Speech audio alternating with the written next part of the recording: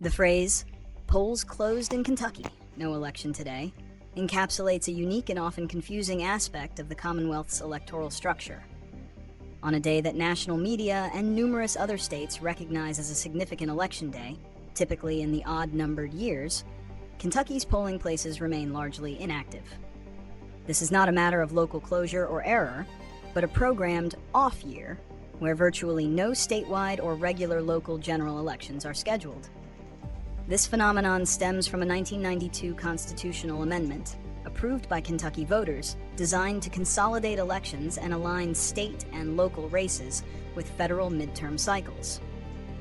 The effect of this amendment was the granting of a one-year extension to local officials elected in 1993, which shifted their subsequent elections from the traditional odd years, e.g. 2021, 2025, to even years, e.g. 2022, 2026.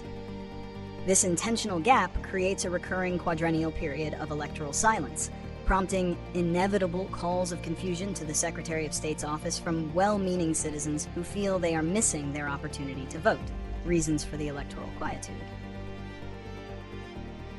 The primary reason for Kentucky's polling closures on what many consider an election day is the aforementioned constitutional restructuring of the election calendar. The key objectives behind the 1992 amendment were: 1. Consolidation and cost savings. By shifting local races, such as county judges, clerks, and sheriffs, to coincide with the higher-profile federal midterm elections, the state aimed to reduce the frequency and administrative cost of election days. 2. Increased voter engagement.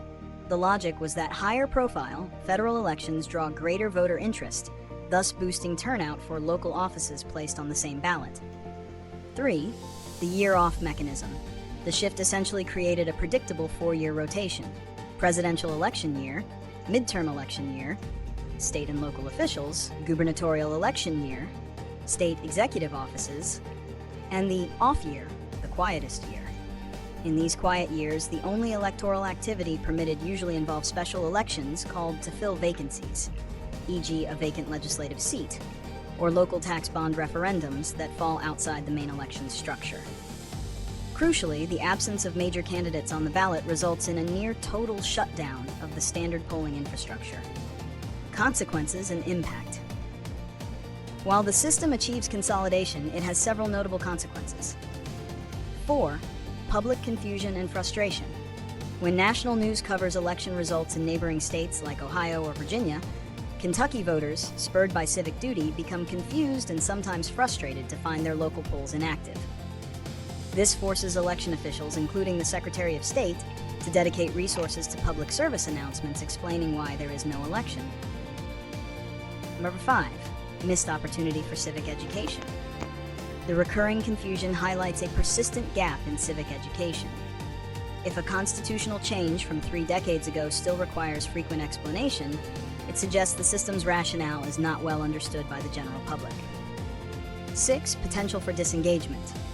For newly registered or less informed voters, finding the polls closed on what seems like a standard voting day could lead to disengagement or the perception that the voting process is overly complex or unreliable.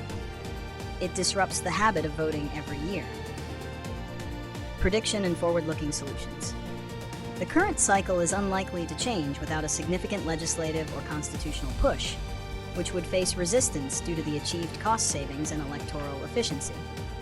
Therefore, the periodic confusion is predicted to continue, especially as national media coverage of elections in other states remains constant.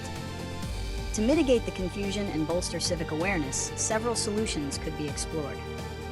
7. Proactive and targeted public communication. The Secretary of State's office should invest in year-round, targeted digital and physical campaigns that clearly lay out the 4-year electoral cycle. This messaging should be proactive, launching weeks before the nationally recognized election day, reminding voters of the off year, and directing their civic energy toward voter registration updates or becoming a poll worker for the next cycle. 8. Integrating civic education into curriculum.